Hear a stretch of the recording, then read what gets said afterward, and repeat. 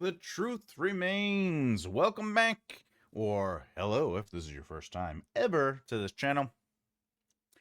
We are now officially in the heart of Act 2 as we continue to break down the 27 plot points of an outline, and things are starting to feel heavier. Why? Well, we are now officially in the middle of Act 2, which is also the middle of your main narrative. As we know, we've already set everything up in Section 4. We are officially in Section 5, Act 2, Section 5, specifically Plot Point 13, the buildup to the midpoint conflict.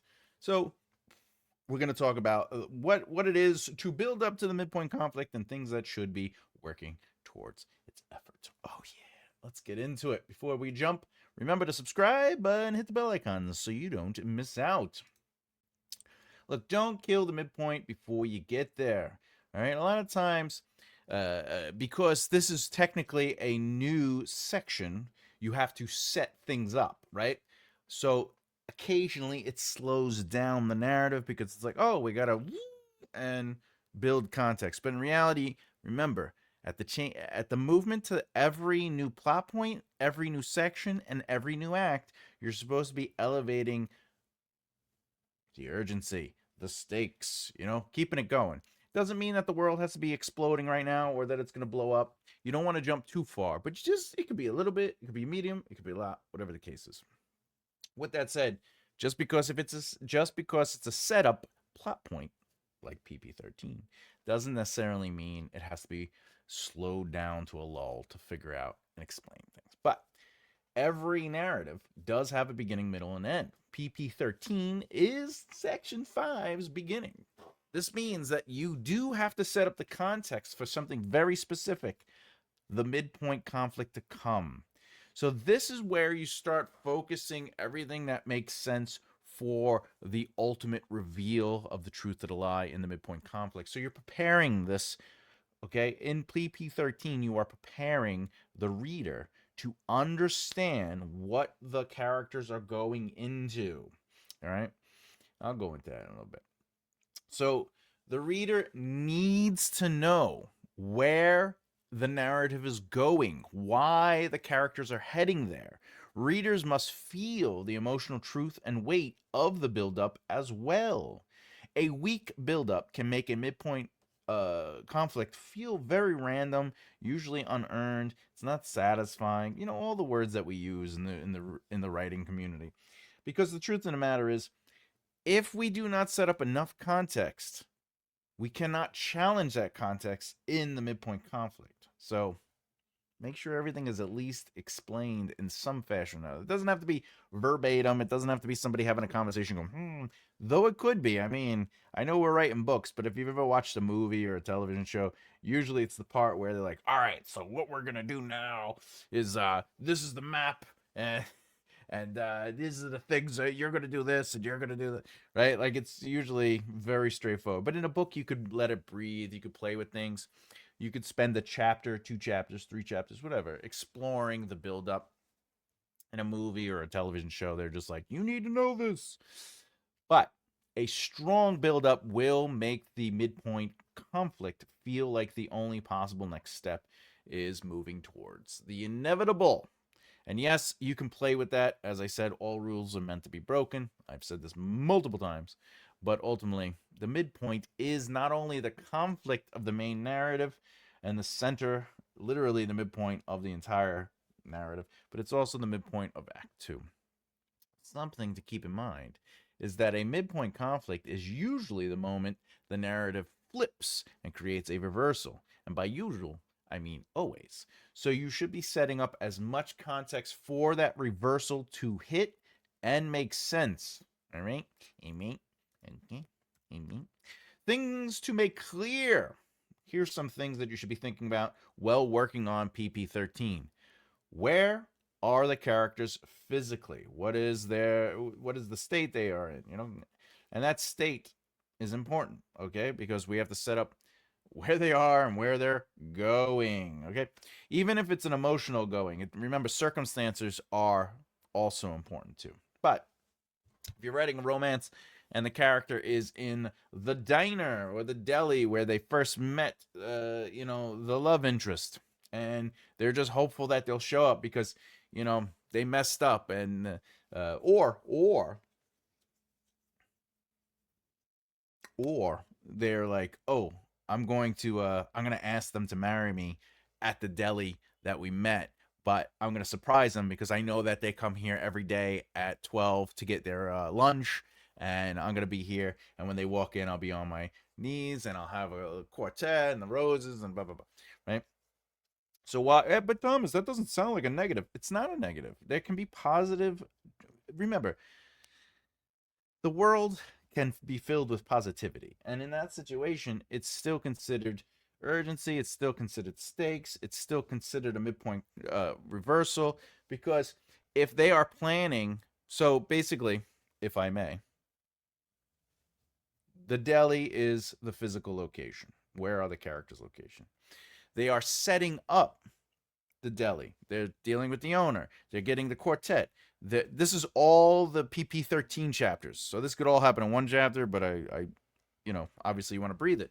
So it's setting it up, making sure you have the ring, getting your friends, making sure, right, preparing it. And then the midpoint conflict would be the person walking through the deli door and being like, oh, and then like, will you marry me? And if they say yes, they don't have to, but if they say yes, it still creates a reversal and the truth of the lie is revealed. I didn't know they were going to propose. They did.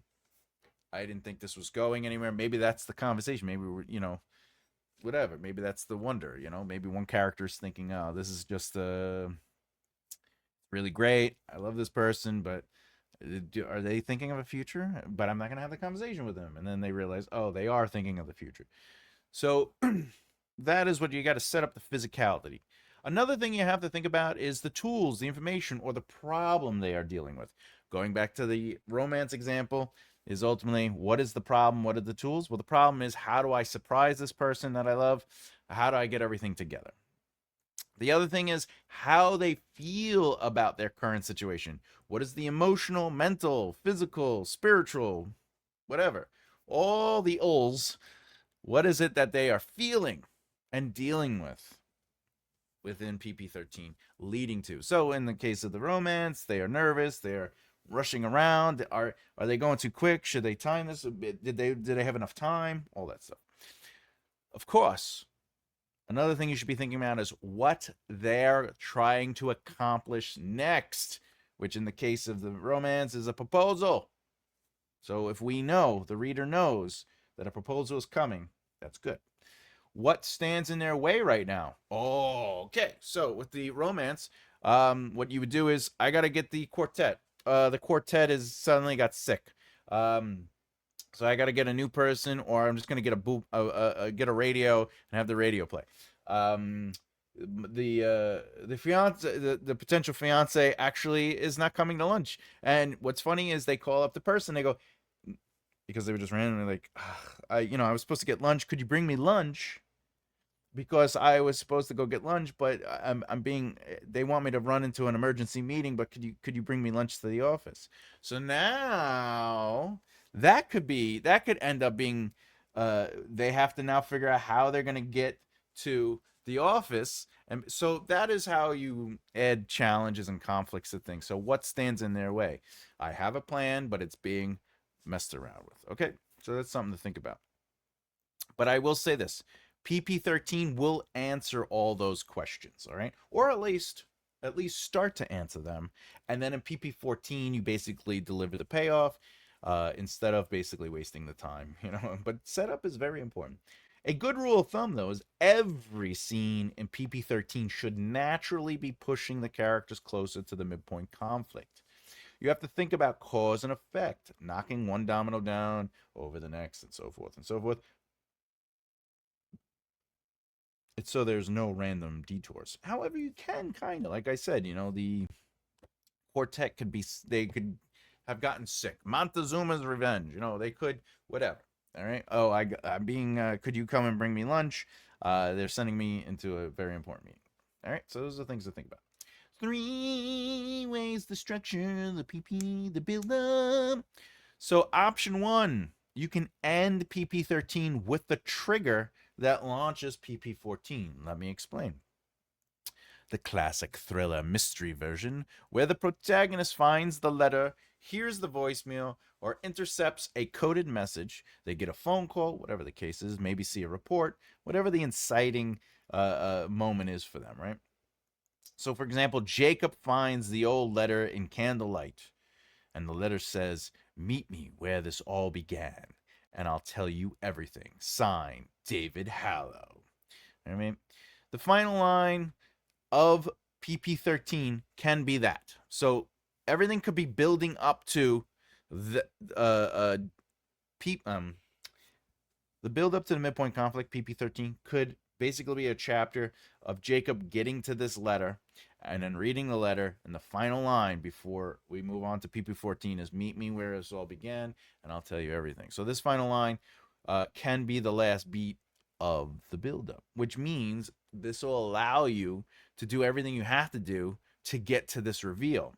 So digging through archives, maybe following clues, breaking into a house, interrogating someone, whatever you want it to be. The structure can be anything you want. However, option 2 is you can start PP13 with the trigger, then spend the beat answering the questions it raises. So in reverse order, they find the letter at the beginning of PP13, let's say chapter, whatever chapter is, and then the rest of the buildup is spent on who is David Hallow, who is, or more importantly, where it all began.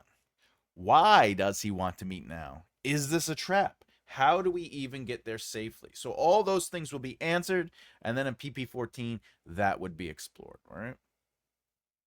And by the way, this can take place over 1, 2, 3, or 4, or 5 chapters. Each chapter actually could be something that peels back a layer of the context that answers one of those questions. So the first chapter could be that they find the letter. The next chapter could be them discovering who David Hallow is, and also maybe why they might want to meet, though they don't have to get that question answered, but it is a question they would have. Another chapter could be where this all began. They figure that out. And while they're figuring that out, they might be thinking, is this a trap or not a trap? And then finally, how do I get there safely? All right. Number 3, option 3. Okay. It ends with the knowledge of how to reach the midpoint. So they figure out basically the location and path, but they don't arrive during PP13. The actual meeting or event will happen in PP13. But ultimately, PP13 in this example would end with them going, "I know where I have to go." And this is basically a good, perfect sort of like play into what's coming. We understand where he's going, who the character's meeting, all this, okay? That's important. Tricks of the build-up. 1.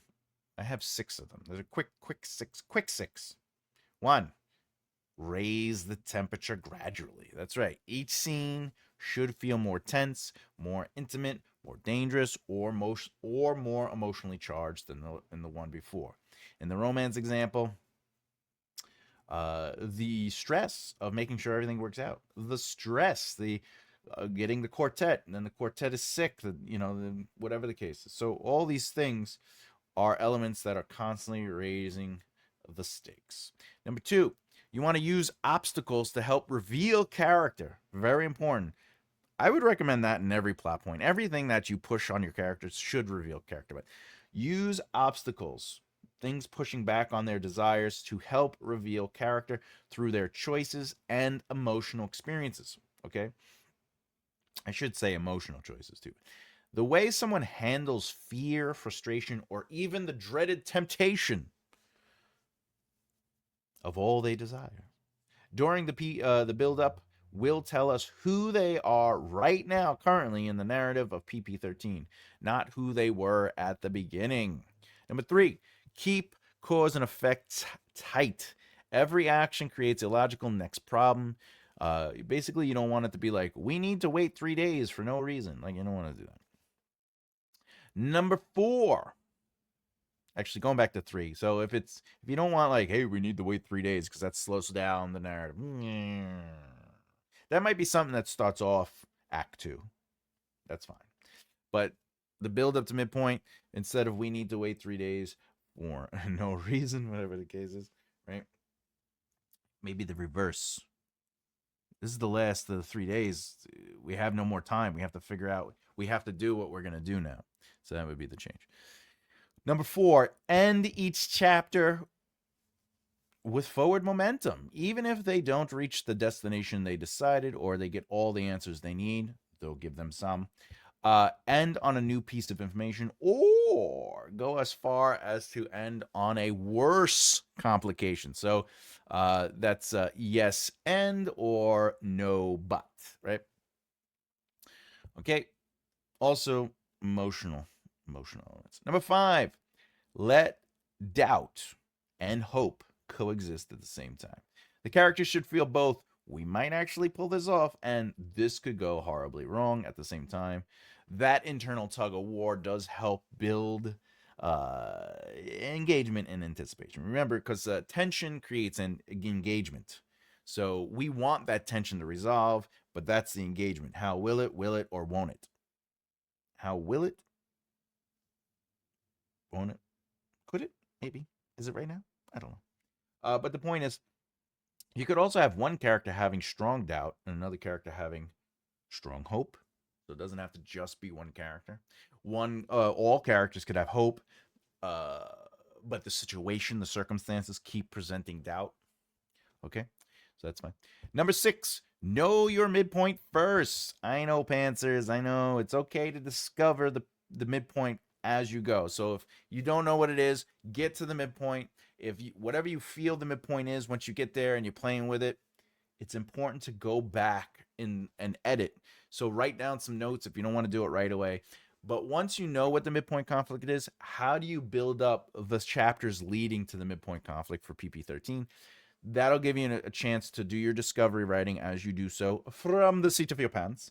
And then you go back with the notations and you elevate those chapters. You add some elements to get those payoffs. As we know, makearightlefthear.com. You can check out my website, and I have books. You can see the classes I teach. I have services, all there. I usually give the whole spiel, but I'm just going to show the images. So remember, I got 3 bucks. A boom, boom. You got this exclusively on the Scribe tier on Patreon. And of course, I have my 2 other books that you could buy right off of Amazon or go to my website. Boom, boom, ba-bang, zing-a-zing, zang. Let's get to the right mindset perspective. PP13 is not necessarily the sexy part, but it can be the sexy foreplay. The slow undressing, the teasing touches, and the whispered promises of the romantic truth about any given narrative. See, the build-up is the warm-up that leads to the lightning. Lightning! I've always looked at PP13 more as an opportunity to set the stage for what will never be again. They are moving into a situation that will never happen again. Okay, each step forward in the narrative should be adding to the understanding of what is coming. So my final touch of advice to leave you on is this. If the midpoint conflict is going to be a pretty woman moment, where they have their first real big kiss, then you have to make sure your couple is earning the reward of that intimacy. All right?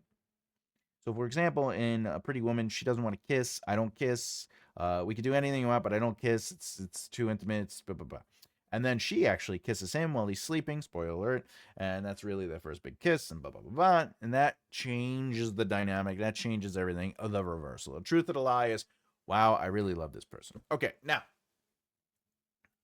what that means is PP13 should have moments that are leading to her realization that she is in love with this person, which leads her to that moment where she kisses. Now, with that said, if you're writing an epic fantasy or adventure narrative, the ending can be a big fight or a big change, sure, but the truth remains. If they're going to find the MacGuffin in the midpoint, it must be a challenge to reach the MacGuffin. That means PP13 would have them going through all these different obstacles to reach the MacGuffin. And then they reach the MacGuffin, and that creates the midpoint conflict, which they learn maybe the MacGuffin was a trap, or the MacGuffin isn't real, or the MacGuffin is real, but it's more than they thought it was. Right? Maybe they realize, oh, we got this MacGuffin because we were going to get paid for it. But if we give this MacGuffin to them, no one should have this MacGuffin. Maybe we should keep it from the world or keep it from these people because maybe they're bad. My point is, ask yourself what elements are pushing the characters toward the midpoint conflict and what choices are they making to lead them that way. Make sure they make choices. In Game of Thrones, PP13 is Caitlyn arrests Tyrion at the Crossroads Inn, sparking basically a diplomatic crisis, which then leads to PP14. Jaime and Ned fight, wounding his leg. It happens.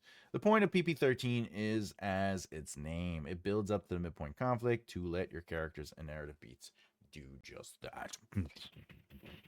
Next video in the series is PP14, the midpoint conflict.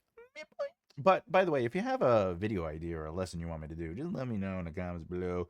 I'll put it on the list. And I'm just randomly recording videos throughout the year. I have my whole schedule done, so it's a nice little extra thank you for being awesome as the channel continues to grow. And I'm seeing such wonderful reception and love and compassion and support. And that's just my way of trying to give it back a little bit more without going crazy. Like what you saw today, but you haven't subscribed? Hit the subscribe button and the bell icon so you don't miss out. Also, if you really found this information helpful, maybe a thumbs up. Mostly because YouTube likes it or something like that. And every Saturday, Sunday, 2 p.m. Eastern Standard Time, we do a live video every weekend. I'm Thomas J. Bellezza, and as always, keep developing the right mindset. I'll see you next time. Boy!